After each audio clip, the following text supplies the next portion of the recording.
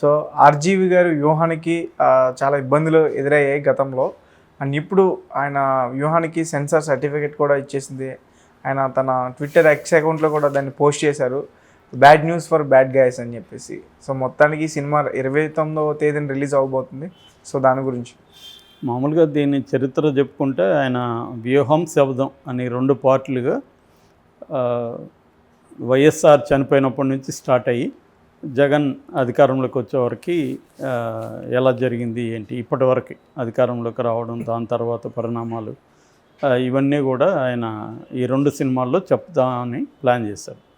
అదేంటంటే ఎలక్షన్లకు ముందే ఈ 2 సినిమాలు కూడా రిలీజ్ చేయాలనేది తన టార్గెట్. సో అందుకని ఇది నవంబర్ 10న రిలీజ్ చేస్తున్నట్టు అనౌన్స్ చేశాడు వ్యూహం అనేది. వ్యూహం పార్ట్ 2నే శబదం అనమాట. అంటే వ్యూహాలు ఎలా వేశారు చనిపోగానే, ఆ వ్యూహాల్లో భాగంగా జగన్ని ఎలా జైలుకి పంపించారు, దాని తర్వాత జగన్ శబదం చేసి మళ్ళీ అధికారంలోకి వస్తాను నేనని అతను ఎలా అధికారంలోకి వచ్చాడు 2019లో. ఈ ప్రాసెస్ అంతా కూడా ఈ 2 సినిమాల్లో ఆయన చూపిస్తారు. అయితే మామూలుగా ఆర్జీవి బయోపిక్స్ అన్నీ కూడా ఎలా ఉంటాయంటే బేసిక్గా రియల్ యాక్టర్స్ని పోలిన, రియల్ క్యారెక్టర్స్ని పోలిన యాక్టర్స్ని ఆయన వెతికి మరీ పడతాడు. ఈ చంద్రబాబు క్యారెక్టర్ ఫర్ ఎగ్జాంపుల్, అతను ఏదో చిన్న మెస్లో సర్వర్గా ఉండేవాడు. ఆ విజువల్ వచ్చింది. ఆ విజువల్ వచ్చేసరికి ఈయన మొత్తానికి రకరకాలుగా ట్రై చేసి అతను పట్టుకొని అతనికి యాక్టింగ్ ఏమి రాదు, తను సర్వర్ కదా. సో అతనికి ట్రైనింగ్ ఇప్పించి యాక్ట్ చేయించి అతన్ని ఇంకొంత మోడిఫై చేసి కరెక్ట్గా చంద్రబాబుని చూసినట్టే ఉంటుంది. అవును సార్. సో అలాగా నేను కిల్లింగ్ వీరప్పనికి పనిచేసినప్పుడు కూడా వీరప్పన్ క్యారెక్టర్కి ఆయన చాలామందిని ఇలాగ పిలిపించి ఆడిషన్ చేసి లుక్ టెస్ట్, వాళ్ళకి కాస్ట్యూమ్స్ వేసి అన్నీ చూశారు. ఫైనల్గా సందీప్ భరద్వాజ్ అనే అబ్బాయి, అతను ఒక makeup man, Bombay makeup man పంపించాడు అతన్ని వచ్చినప్పుడు నన్ను తర్వాత అజయ్ భూపతి ఉన్నాడుగా, అతను కో డైరెక్టర్, మేమిద్దరమే అతన్ని టెస్ట్ చేశాము. అతను ఆల్రెడీ థియేటర్ యాక్టర్. సో అతను కాస్ట్యూమ్స్ వేసి గన్ ఇచ్చి అన్నీ చేస్తే పర్ఫెక్ట్గా వీరప్పన్లాగా ఉన్నాడు. ఆ మేకప్ అసిస్టెంట్ కూడా వచ్చాడు ముంబై నుంచి, అతను మీసాలు అవన్నీ పెట్టాడు. అప్పటికి వైట్గా ఉండేవాడు అతను. దాంతో అతన్ని నల్లబడమని చెప్తే అతను మంచి మే జూన్ ఎండల్లో తిరిగేవాడు, బాగా ఎండలో ఎక్కువ నిలబడి నలిపోయాడు, ట్యాన్ అయ్యాడు బాగా.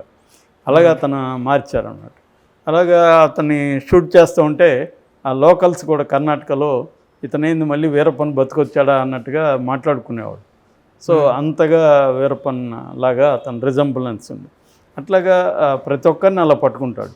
ఇప్పుడు కూడా దీంట్లో మానస రాధాకృష్ణన్ చూస్తే మనకి అచ్చు భారతిని చూసినట్టే ఉంది. వైఎస్ భారతి ఎలా ఉందో ఆ లుక్ అంతా అలాగే ఉంది. ఇక అజ్మల్ ఇంతకుముందే కూడా జగన్ క్యారెక్టర్ చేశాడు. కమ్మరాజ్యంలో, అదే కడప రాజ్యంలో, కడప రెడ్లు, అమ్మరాజ్యం అని మళ్ళీ మార్చారు. కమ్మరాజ్యంలో కడప రెడ్లలో కూడా ఆయన చేశాడు. సో ఓవరాల్గా ఇప్పుడు ఏంటంటే లోకేష్ లాగా, ఇంతకుముందు లోకేష్, ఇప్పుడు లోకేష్ కొంత స్లిమ్ అయ్యాడు, మనిషి గడ్డం పెంచాడు, ఫిట్ అయ్యాడు, ఇవన్నీ మారాడు. కానీ గతంలో లోకేష్ అంటే కొద్దిగా బొద్దుగా ఉండేవాడు. అలాంటి క్యారెక్టర్ని దాంట్లో కూడా పెట్టాడు. ఇప్పుడు కూడా అలాంటి అతన్ని పెట్టాడు దీంట్లో కూడా. సో ఈ వీడియో ఇవి అట్లాగే పవన్ కళ్యాణ్ లాగా ఉండే క్యారెక్టరు, చిరంజీవి, ఇలాగ ఏంటంటే రియల్ క్యారెక్టర్స్ని పోలిన ఆర్టిస్టులను పెట్టడం అనేది చేయడం వల్ల లోకేష్ దీని మీద సెన్సార్ బోర్డుకి కంప్లైంట్ చేశాడు.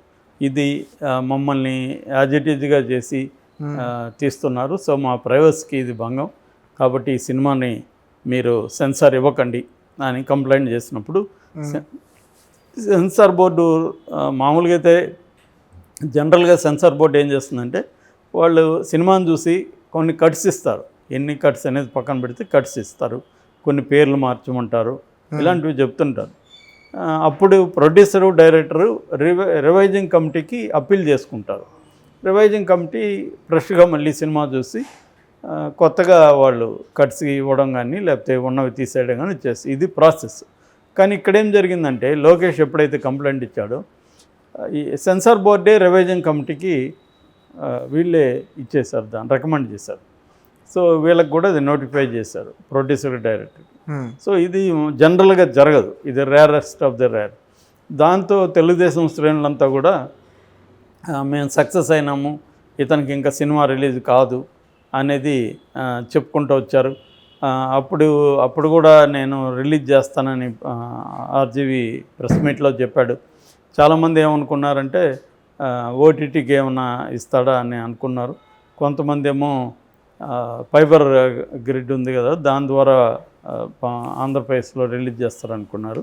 కానీ ఆయన పట్టు వదలని విక్రమార్కులాగా వదలకుండా రివైజింగ్ కమిటీ వాళ్ళని ఫాలోఅప్ చేశాడు. సో రివైజింగ్ కమిటీ ఆయనకి లేటెస్ట్గా యూ సర్టిఫికేట్ ఇచ్చి సినిమాకి సెన్సార్ సర్టిఫికేట్ ఇచ్చింది.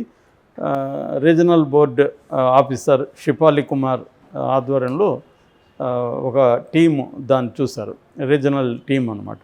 నాట్ ఓన్లీ తెలుగు వాళ్ళు కాదు, మొత్తం కన్నడ, తమిళ అందరూ కలిసి మెంబర్స్ చూశారు దాన్ని.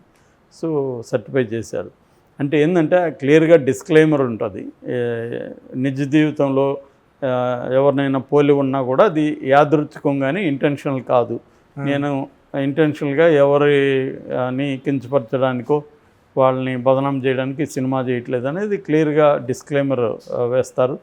అట్లాగే వాళ్ళ పేర్లు యాజ్ ఇట్ ఈజ్ పేర్లు ఉండవు, లోకేష్ అని చంద్రబాబు అని ఉండదు, పోలిన మనుషులు అనేది ఉండొచ్చు. దాంట్లో ఏమి అంటే లోకేష్ రాకేష్ అని అంతే అలాగే ఉంటుంది ఆయన. Right sir.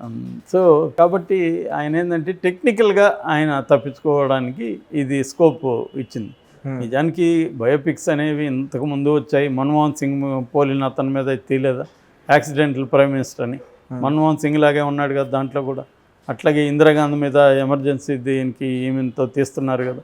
అట్లాగే మన జయలలిత మీద సినిమా తీశారు, ఆమెని జయలలితలాగే మార్చారు కదా. సో ఈ రియల్గా లైఫ్లో ఉన్న క్యారెక్టర్స్ని పోలిన ఆర్టిస్టులను పెట్టడం అనేది ఆర్జీవి ఒకటే చేయట్లేదు, ఇండియాలో కానీ వరల్డ్లో కానీ అందరూ చేస్తున్నారు. కాబట్టి అందరికీ పర్మిషన్ ఇచ్చినప్పుడు ఈయనకి ఎందుకు ఇవ్వకూడదు? మేబీ ఇప్పుడు ఒకవేళ లోకేష్ కోర్టుకి వెళ్ళి స్టేజ్ ఇచ్చడానికి ట్రై చేస్తాడనేది కూడా చూడాలి. గతంలో కూడా వాళ్ళు లక్ష్మీ ఎన్టీఆర్ అప్పుడు కూడా ట్రై చేశారు.